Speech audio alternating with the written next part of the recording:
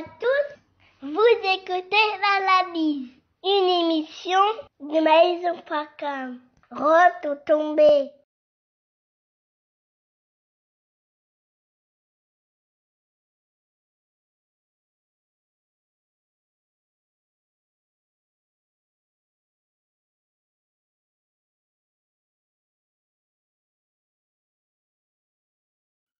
Bonjour mesdames et messieurs, nous sommes le 6 juin 2019, je viens vers vous pour une émission spéciale. Ça ne sera pas l'analyse comme telle, mais ça sera pour vous annoncer deux émissions que nous avions réalisées à New York avec le professeur Yalengi, deux émissions échanges qui sont déjà en ligne et que vous suivez déjà pour certains d'entre vous. Pour ceux qui ne les ont pas encore suivis, je vous conseille vivement de le faire parce que ces deux émissions, c'est des émissions décryptage qui vous permettront de comprendre avec finesse et exactitude la situation actuelle du Congo. Batata Bamama Bandeko na yebi que bozo c'est l'analyse. Et analyse goya. Et goza l'analyse ya malonga. Et goza la kafu bomo mesano. Na yebi ba titre bozo c'est là.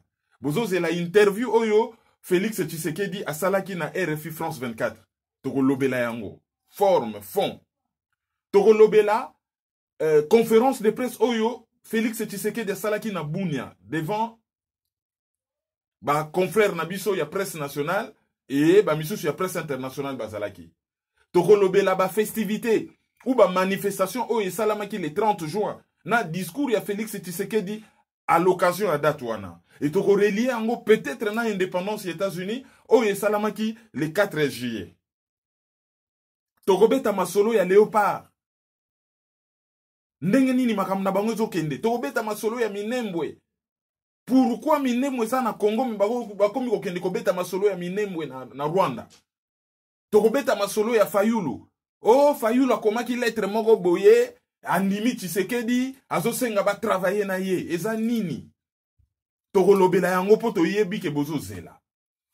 Mais analyse ezali émission oyo et yaka ko répondre na question pourquoi et comment. Donc actualité c'est salami, biso toye ko décrypter yango. Toye ko tia yango mwinda pona bon monde encore un peu plus clair. Et ngi ko loba nini et salamaki ndenge nini pona nini salamaki ndenge wana nani asalaki yango et nini bombani na sima. C'est ça l'analyse. L'analyse ce n'est pas l'actualité. Et pona ko sala l'analyse ya malonga, il faut bozalaka na ba repère. C'est-à-dire ndeto lobaka ndako ese tongama déjà, mais de temps en temps pono ya ko décorer ndako o changer yango mukobo. Il faudrait déjà ndako ezala.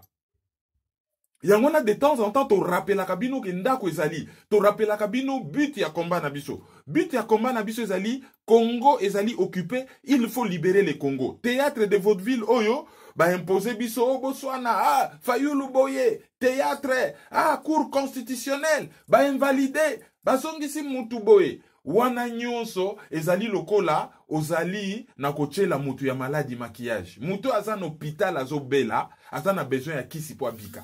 Azana besoin teke yo oye n'hôpital ale mbala moko oye kochaye ba maquillage soki ba nini. Non, ana besoin ya maquillage te. Et oye zo leka na Congo eza maquillage. Yango wana na États-Unis.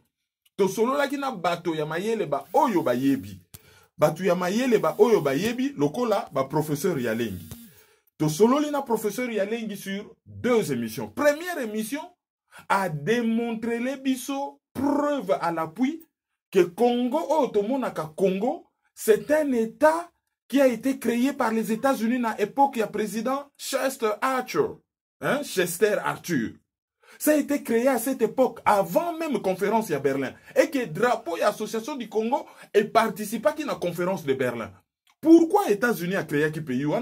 Ndengenini Léopold II a se retrouvé dans le pays na maboko? Pourquoi tu es Koko Maboy a expliqué bisoko que nous l'avons d'émission? Mobutu azo longwa ba proposer Tshisekedi azwa mboka. Réponse nini Tshisekedi a pesa ke ndenge nini ba Rwanda ba yaki na Congo. Bokende ko lande mission wana bien après ce qui boko mo landa be mission mususu, y compris l'analyse. Boko comprendre ba comportement mususu, boko comprendre pourquoi États-Unis azalaka toujours misu na Congo. Boko comprendre rapport nini ezali entre États-Unis na Congo. Boko fongola misu boko comprendre. Mais to souka ki wana te, to sala ke émission mibale, émission mibale titre nango ezali Rwanda azali virus pour la région des Grands Lacs. Et na kati émission na to komona ke élite tuti oyo ya Rwanda bamela deja Uganda. Museveni azali Rwandais, azali Ugandais tabotama na kabare na kati émission na bapesi kombo na ye ya mbotama selon un chercheur américain d'origine ougandaise. Kombo wana boko retrouver yango na kati ya analyse. Media émission wana oya mibale. Et tokomona ubwenge ezali nini? Ubwenge zaka kateke kokosa non. Ubwenge c'est toute une philosophie. Kokosa, ko manipuler, ko bombana, ko distraire, ko par exemple likambo ezo salama awa yo tuni mutolobi ni nezo salama kuna. Ye pona a empêché otala likambo ezo salama a boaki yo musika, a boaki yo leur musika te awa likambo ezali te mbonde ezo beta makuna. Nyonso wana ezali ubwenge. Alakisi ba dega oyo ezo salama ndenge nini ba Rwandais ba kotela biso. Batu mingi bakanisa yike ambassadeur Mushingi Tulinabo par exemple aza congolais nzokanda za Rwandais. Ye mutu Obama zo sale confiance lokola congolais ya manipuler Obama pona Obama a renoncé na ba loi na ya zoaki en faveur ya Congo parce que ya faire comprendre Obama que c'est un problème ethnique.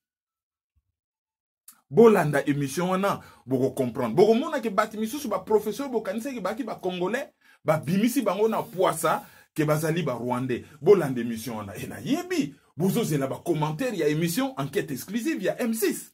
Yango pe ko ya na analyse na pokwa. Mais avant bolanda analyse na pokwa ya lelo. Bolanda émission wana boko comprendre ce qu'il en est. Deux émissions échangent. Comment les États-Unis ont créé le Congo? Première émission. Boyokango Mubimba, Mutuna Mutatindele yango, minimum ata 10 personnes n'a pas contact naye. Après Boyokolanda, le Rwanda, cet état virus dans la région des Grands Lacs. Mutuna Mutu atindele yango carnet d'adresse naye Mubimba. Na pourquoi sikoyo Boyokolanda analyse peut-être une ou deux éditions. Mais lobby bako rendre lundi verdict sur dossier Bosco Ntaganda. Bosco Ntaganda, yemoka lobby, je suis né au Rwanda. Apesi mboka botama na Rwanda et j'ai grandi au Congo. Ko grandir au Congo pesaka mutu nationalité. Bobo sanate, c'est le premier touti oyo bako jugé banda génocide de Salama na Rwanda. Qu'est-ce qui s'est passé? Ce qui va juger le rôle rwandais, donc ce pays endémique qui agression au Congo. Qu'est-ce qu'on fait après? Mais ce qui va lobby kaza congolais. Donc, ces pays a commis coupé sa nationalité sur simple déclaration. Je suis congolais, je suis né au Rwanda. Ou peut simboka na obotama, ba parents na obaza sur ba rwandais. Mbalamoko sur simple déclaration, je suis congolais et ces pays pandémie. Est-ce que rôle la ces pays zali coupé sa nationalité? Après wana sikoyo, toyeko fongo la penda kabakata na brèche. Émission, il y a 1h30, il y a Maître Reti à Mouli. C'est à suivre. Wana pe kozala échange ya lobby. Mais pour na ko compléter l'émission na nyoso, bokeye pa ya Congo Lulendo na chaîne YouTube ya CCDP ou na CCDP TV. Boke kolanda le deux émissions na yebisi bino ya professeur Yalengi Bolandi version française na yango en résumé. Wana ezali pona boccidentaux bato ya libanda bandeko na biso ba bakalinga la te ba meka ko comprendre. Et boke kolanda lisusu ba explication oyo Maître Reti apesi par rapport na résistance. Ndenge nini bandaki kuna na Kivu. Résistance ya ekala ya bandisi ko époque ya Krida ya ba Munsiliko Kataliwa résistance wana nyonso ya Kivu boko comprendre yango. Donc ezali na ba émission oyo ekoleka na chaîne YouTube na biso ezali deux émissions échanges avec le professeur Yalengi. Comment les États-Unis ont créé le Congo, le Rwanda, ce virus dans la région des Grands Lacs. Moko ekoleka na chaîne ya CCDP ezali version française na yango. Après siko tozongeli Maître Reti échange na chaîne YouTube na biso. Après boke kolanda pour qui sont les glas de l'occupation na chaîne ya CCDP toujours na Maître Reti à Mouri. Et tu ko clôturer les lots déjà n'a pas même pas ko clôturer. Na katika tu wana to fan d'ici analyse pour na bo comprendre makambo. Comme quoi c'est un week-end où vous êtes gâtés. Les soki bolingibo prolonger les sous makambo, c'est simple. Nous avons de la lecture. Tozalina ba livre à professeur Yalengi. Hippolyte Kanambe, Joseph Kabila, cheval de Troie au Congo, usurpateur d'identité. Représentant Hitler Paul Kagame au Congo, Tozana quelques exemplaires ya ouvrage wana, bo contacter biso. Tozali na quelques exemplaires ya Ainsi sonne l'Éclat, ya Honoré Ngbanda. Tozali na quelques exemplaires ya Crime organisé en Afrique centrale, ya Honoré Ngbanda. Totikali na quelques exemplaires ya Stratégie du chaos. Totikali na quelques exemplaires ya Patrick Mbeko. Totikali na quelques exemplaires ya Le Canada dans les crimes en Afrique centrale, ya Patrick Mbeko. Ce sont les quelques ouvrages autosanango. Oyo, tokoki ko mettre na disposition na bino, mais il faut réagir vite. Ce n'est pas comme pour batimiso bambetaka biso. Eh pesa kambo, bakoti na tala ngama mbongo nazala kuna te. So mutazo kanisa ngana opese kombo na ngapati ne la mbongo naza kuna te. Voilà. Bako yebisa yo ce qu'il faut faire pour nos ouvrage wana. Alors, si on sali yango te ko réagir 2 semaines après comme yo, non, na bengaki oui mais ba ouvrage za nezo zela yote. Soko bengi se ko sa prêt. Soko sa prêté ko bengati.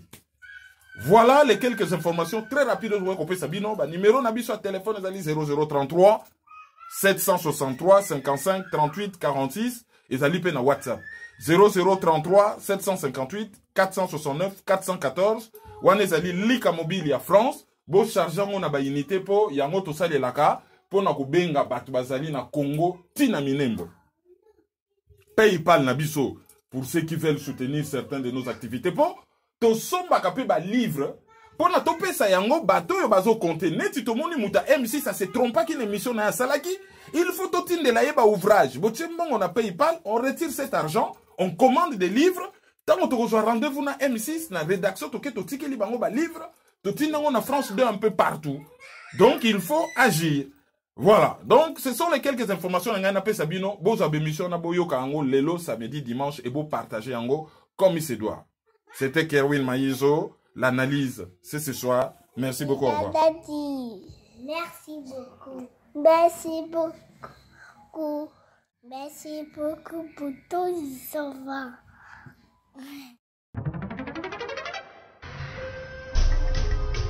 Yo, petit à petit, Kerwin implique Banakin. Tout à ici, tout à par là, tout à autant. Tous les mille qu'on fout là. Peuple congolais. Yo, qui n'a le toza ba colocataire? Où les ali colocataire? Qui n'a le toza ba colocataire? Où les ali colocataire? Qui n'a le loto comme colocataire? Où les ali colocataire? Qui n'a le toza ba colocataire? Où les ali colocataire? Donc, c'est soutenir. Il faut lutter pour une nouvelle société. Mais pour la lutter, il faut que ça ait arme, il y a vérité, il y a justice. Totika lokuta, totika l'hypocrisie. Mboka ezoki na pasi, mboka ezoki na sans position, ba génération na biso bezo kufa ezoki na okufa sans position, sans solution. Mais nous vivons dans les pays un temps de confusion, d'obscurité, de désespoir. Mais nous savons qu'au plus profond de la nuit, l'aurore pointe déjà à l'horizon. Analyse sur la liste.